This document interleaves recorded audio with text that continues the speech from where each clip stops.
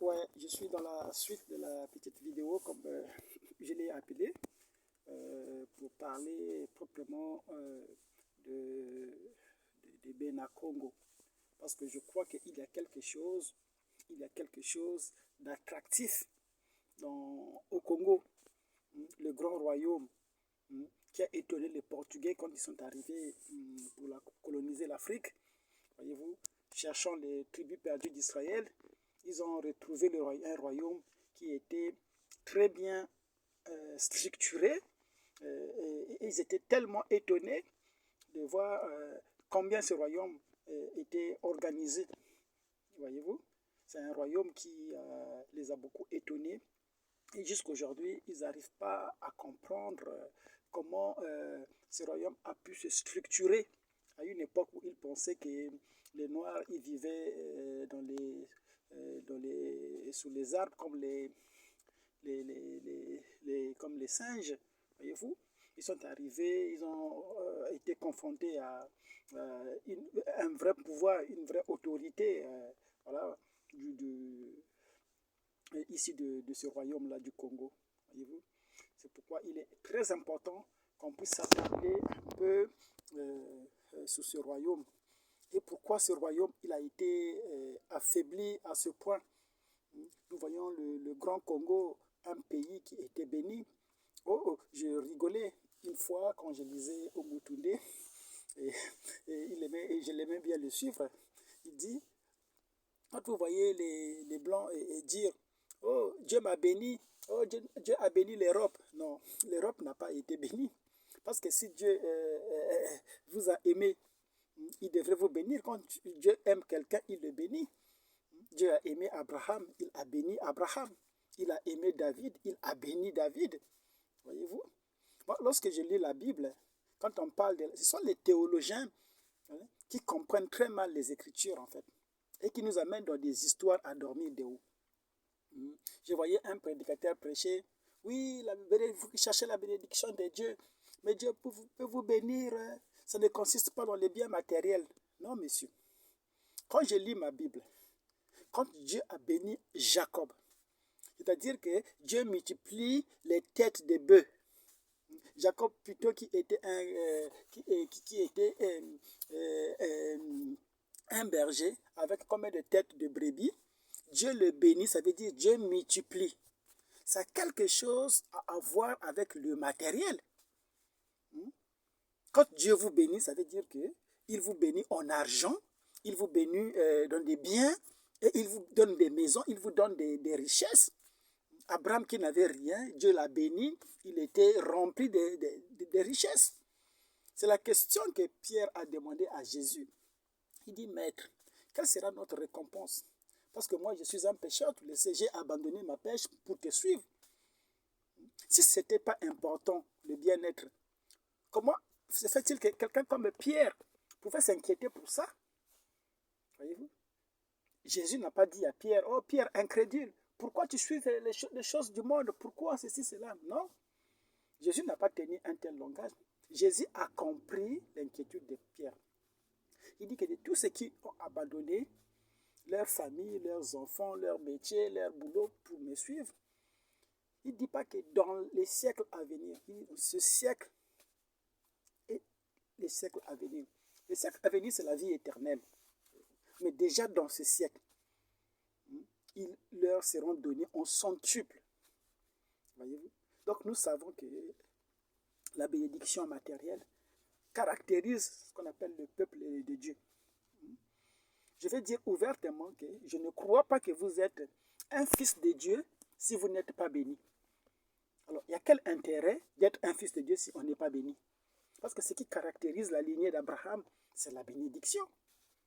Voyez-vous? C'est ça la bénédiction que Ésaü cherchait. Lorsque Jacob va usurper la bénédiction d'Ésaü, voyez-vous, c'est ça qui a fait que la lignée d'Israël soit bénie par rapport à celle d'Ésaü. Lorsque Ésaü retourne pour voir son père lui dit que non, je n'ai qu'une seule bénédiction, celle que j'ai donnée à ton frère. Et la bénédiction, comme je l'ai dit, se manifestait dans les richesses que ces gens-là pouvaient accumuler dans ce monde-ci. Voyez-vous, Job fut béni matériellement. Voyez-vous, c'est pourquoi voyez, nous ne croyons pas ce message qui ne produit pas d'effet. Voyez-vous, si vous suivez Dieu et que Dieu est incapable de vous guérir, cela vous fait quel bien? Lorsque ces gens-là ont suivi Jésus, ils avaient faim. Voyez-vous, mais Jésus étant un prédicateur, Jésus n'avait pas des choses à leur donner. Mais il a multiplié les pains. Il a fait le miracle pour que ces gens-là puissent avoir de quoi manger. Ça veut dire que Dieu se soucie des gens physiquement. Nous ne croyons plus à ce Dieu-là historique. Nous croyons que le Dieu, quand un peuple qui se revendique de Dieu, ils doivent avoir des bénéfices d'avoir quelqu'un comme Dieu. Parce que Dieu était du côté d'Israël. Dieu protégeait Israël. Même dans la bataille, Dieu combattait pour eux. C'était ça le but. Voyez-vous, Joseph, issu de Jacob, quand il arrive en Égypte, l'Égypte était bénie. Quand il arrive dans la maison de Potiphar, cette maison était bénie. Un fils de Dieu est accompagné par la bénédiction. Voyez-vous, mais si aujourd'hui vous n'êtes pas habillé de ce qu'on appelle la bénédiction, je ne dis pas que vous n'êtes pas un fils de Dieu, il se pourrait que vous êtes dans une mauvaise posture par rapport à la promesse. Parce que vous pouvez servir Dieu, mais en dehors de sa volonté. C'est-à-dire que vous pouvez être un homme sincère, un être bon, vous pouvez être un fils de Dieu, mais vous n'êtes pas dans votre position. C'est pourquoi il fallait reconnaître sa position en Christ. Mais sa position, c'est quoi? C'est la dispensation dans laquelle tu dois servir Dieu. Voyez-vous? Les jours-là dans la Bible, Jésus, lorsque ce type-là s'est levé pour dire « Fils de David, aie pitié de moi. » Voyez-vous, Jésus ne l'a même pas regardé parce que pour les gens des nations, il n'était pas fils de David.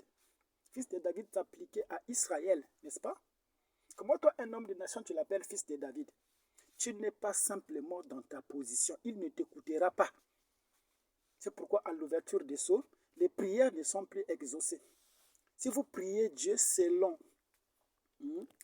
la démarche anglo-saxonne aujourd'hui, tu resteras pauvre, tu mourras pauvre, croyant que Dieu t'a oublié, mais c'est ton ignorance en fait. C'est ça connaître Dieu. Frère Madame dit qu'à l'ouverture des sceaux, vous connaîtrez qui est Dieu. Une personne qui connaît Dieu, Job connaissait Dieu. Dieu s'est révélé à Abraham. Il connaissait Dieu, ils avaient le secret. Il savait comment devenir riche. Il savait comment être en bonne santé. Il savait comment prier. Quand il priait, Dieu exauçait. Parce qu'il a promis qu'il exaucera nos prières.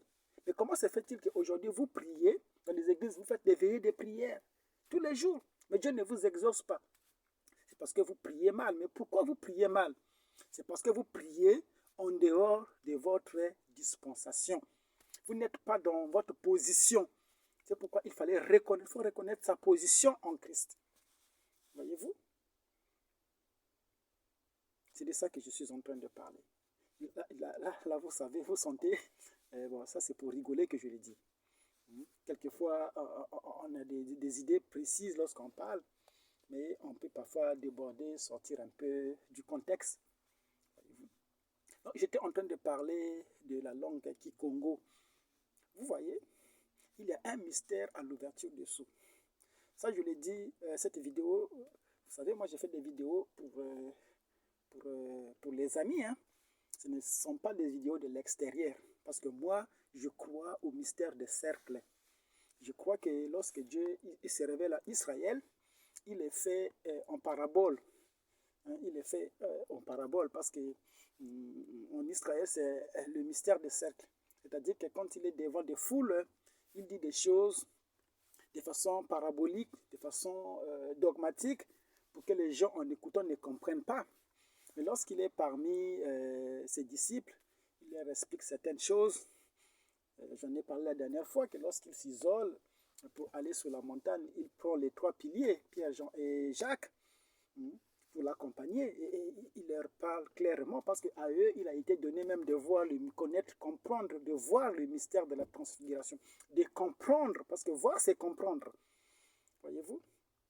À eux, pourquoi il n'a pas permis à tout le monde de voir ce mystère, de comprendre ce mystère de la transfiguration? Pourquoi? Parce que c'est le mystère des cercles. Ici, je suis dans un cercle restreint et je pense que cette vidéo est destinée à ce cercle-là restreint. Ils peuvent comprendre un peu mon langage. Ça, c'est Isa Babilo qui parlait. Donc aujourd'hui, lorsqu'on parle du mystère des sceaux, vous savez que lorsqu'on arrive à ces choses-là, on commence, Frère Branham, il commence à parler du mystère de la tente. Ça devient des secrets. Il dit qu'on révèle les secrets, mais en secret. On ne révèle pas les secrets publiquement. Il s'agit d'un peuple qui est destiné à comprendre ces choses-là, entrer dans la profondeur de ces choses-là, qu'on appelle la pierre des fêtes. Voyez-vous? Il s'agit du mystère du langage. Vous savez?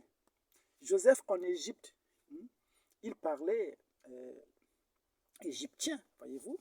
Mais lorsqu'il veut se révéler avec ses frères, il fait sortir sa femme. Voyez-vous? Pourquoi? Parce qu'avec sa femme, il parlait le langage de cette femme, de sa femme. Le langage que sa femme devrait comprendre. Voyez-vous? Il ne parlait pas sa langue. Voyez-vous? Parce que sa femme ne comprendrait pas sa langue. Voyez-vous? Lorsqu'il amène sa femme, lorsqu'il amène Frère Branham, lorsqu'il amène Frère Branham sur la montagne, et que le 7e sceau s'ouvre devant lui, mais lui-même, il dit que c'était tellement rapide, qu'il a tellement parlé en langue, il a parlé en une langue inconnue. Mais quelle est cette langue inconnue que Joseph a parlé à ses frères? Que même son épouse bien-aimée n'a pas compris. Qui n'a pas voulu que son épouse bien-aimée puisse comprendre. Le mystère de la langue Kikongo, le mystère de cette langue authentique. Vous savez que les 7 tonnerres, les gens disent que c'est des mystères, des choses que l'œil n'a jamais entendues, tous les commentaires. Mais la Bible dit que lorsque, c'est Frère Branham qui le dit, que la première personne à comprendre ce mystère, ce n'était pas Jean. Voyez-vous? Il y avait 3 personnes dans l'histoire à comprendre ce mystère, à voir ce mystère-là. C'était d'abord Daniel. Et la voix lui a dit, Daniel, celle ce qui ont dit les tonnerres, ne l'écrit pas. N'est-ce pas? Mais Daniel avait entendu. Il avait vu, il avait compris. Il était prêt à écrire. Comment pouvait-il être prêt à écrire quelque chose qu'il n'avait pas compris? Donc si Daniel s'est mis en position d'écrire les sceaux, c'est parce qu'il avait compris. Voyez-vous? Et la voix lui a dit, ne l'écris pas. Jean, pareil, quand il brise les sceaux, Jean veut écrire. Il dit, celles ce qui ont dit les 7 tonnerres. Voyez-vous? Il leur demande de sceller. Ça veut dire que Jean avait compris, il avait entendu, il avait compris, il était même prêt à écrire. La voix lui a interdit. Mais quant à Frère Branham, voyez-vous, il dit qu'il a parlé en langue inconnue.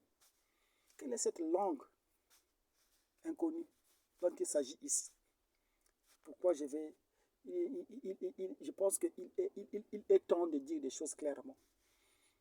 Ces choses dont nous parlons là, ça doit être dit en cette langue-là inconnue.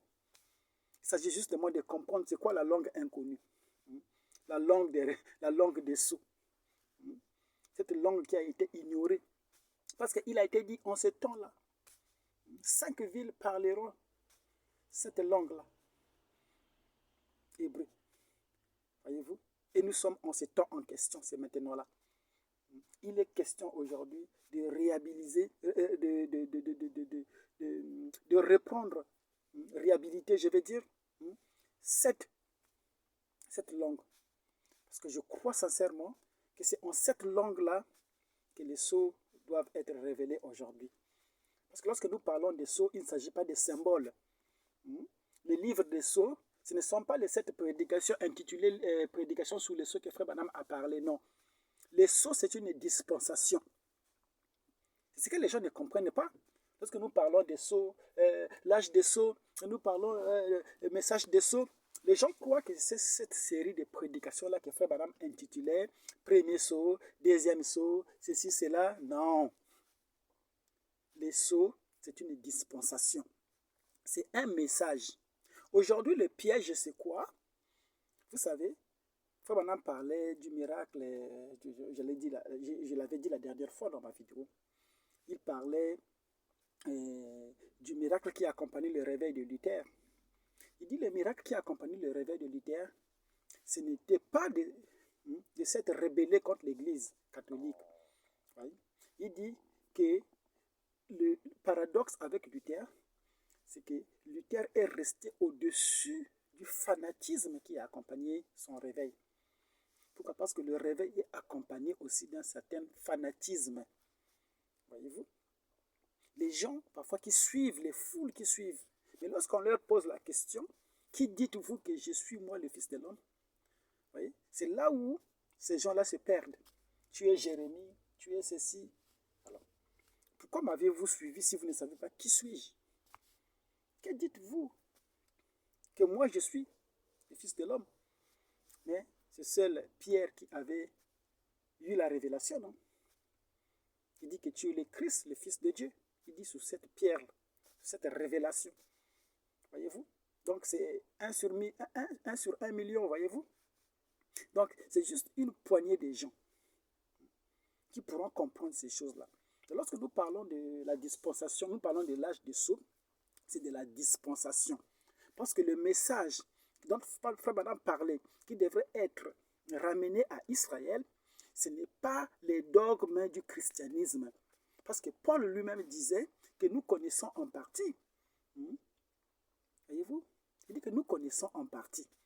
Mais ce jour-là, lorsque le parfait viendra, donc Paul s'est projeté le jour où le parfait. Il dit, quittons les éléments de la doctrine de Christ, tendons vers ce qui est parfait. C'est ce qui est parfait là qui doit être légué à Israël aujourd'hui. Il ne s'agit pas de prêcher les lois à Israël. Il ne s'agit pas de prêcher les dogmes chrétiens à Israël aujourd'hui. Mais il s'agit de transmettre le message qui est venu avec la nuée. C'est ça le flambeau qui devrait être donné à Israël. Lorsque Moïse est arrivé, lorsque Jésus est arrivé, les Pauls sont arrivés. Vous savez que Paul, quand il a reçu sa commission, Paul est allé en Arabie pour étudier. Il a comparé les Écritures. Madame dit qu'il était rentré dans l'étude des Écritures. Il a lu l'Ancien Testament.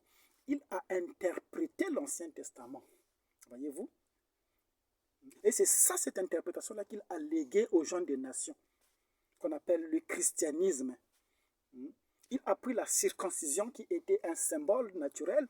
Il a transformé ça en symbole spirituel. La circoncision des cœurs. Voyez-vous? Il a pris le sacrifice, l'agneau de Dieu qui était un animal physique. Il a transformé ça, c'est devenu l'agneau de Dieu qui ôte les péchés du monde. Voyez-vous? C'est ça. Parce que Paul était entre les deux dispensations. Il devait prendre l'ancien, mettre fin à l'ancien pour inaugurer le nouveau. Parce que le Nouveau Testament, l'Ancien Testament était l'ombre du Nouveau Testament.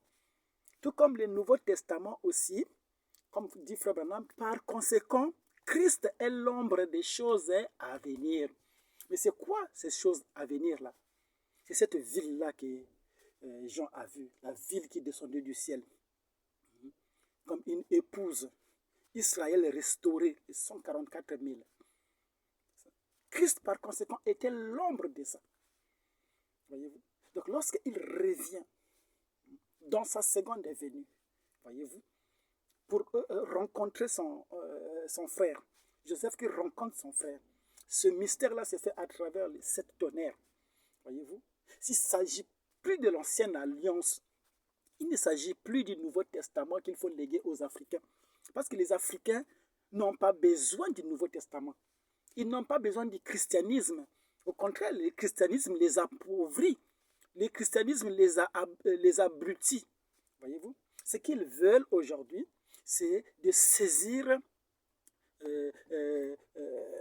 ce que ces docteurs appellent le nouveau protocole. Mais c'est quoi le nouveau protocole? Est-ce qu'il s'agit des dogmes du judaïsme? Non. S'agit-il du christianisme? Non. Parce que nous devrons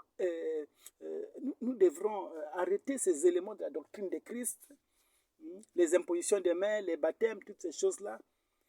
Ça, on les faisait en attendant. C'est ce que Jésus avait dit lui-même, non?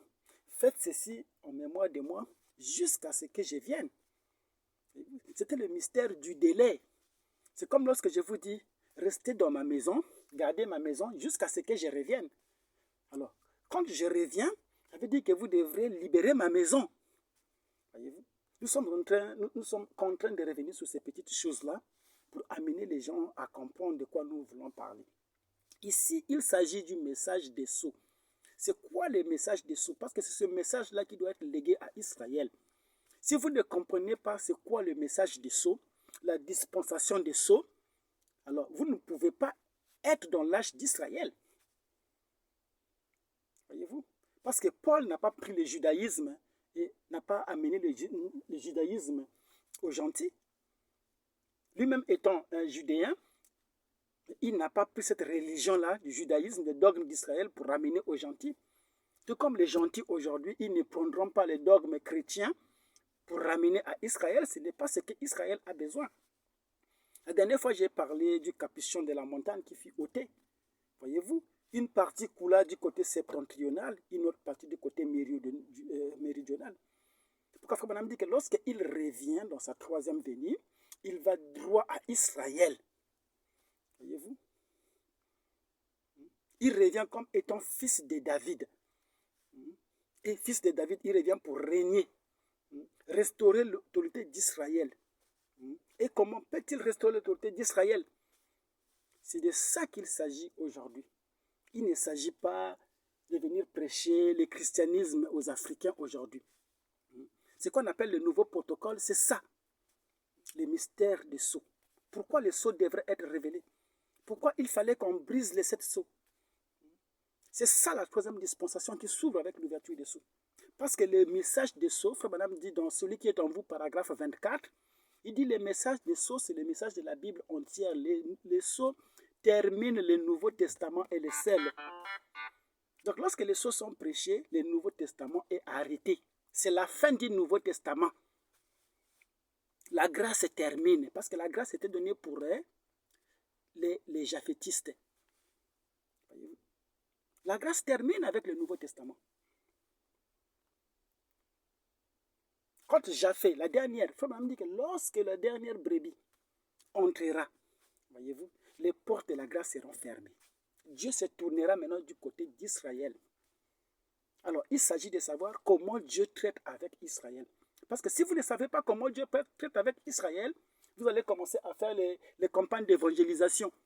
Israël n'a pas besoin de campagnes d'évangélisation. Ce n'est pas ce qu'Israël a besoin. Parce que ces choses-là, les chrétiens les ont fait. Ça n'a produit que rien. Ça a aggravé le problème. Il s'agit d'avoir ce discernement-là, d'être comme Paul, d'aller étudier et de capter le message. Voyez-vous? Ouvrir la dispensation. Parce que nous sommes la clé de voûte entre les dispensations. Honneur à la ville. Je voulais parler de la langue Kikongo, mais je suis toujours amené à parler d'autres choses à chaque fois que j'ai préparé les choses pour parler un peu de Kikongo. Mais vous avez compris que le 7e sceau a été révélé, a été donné en langue inconnue pour les japhétistes, là qui ne peuvent pas comprendre les mystères.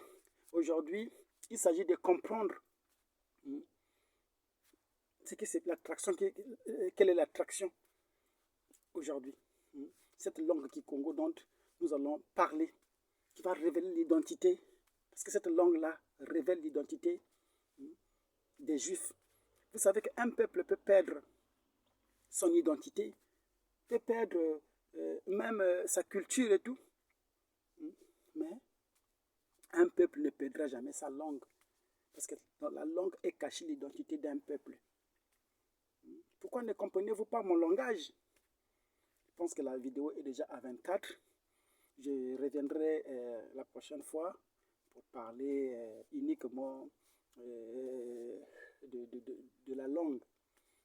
Cette langue-là que Daniel avait compris, que Jean aussi avait compris, mais que le japhétiste Branham n'a pas compris.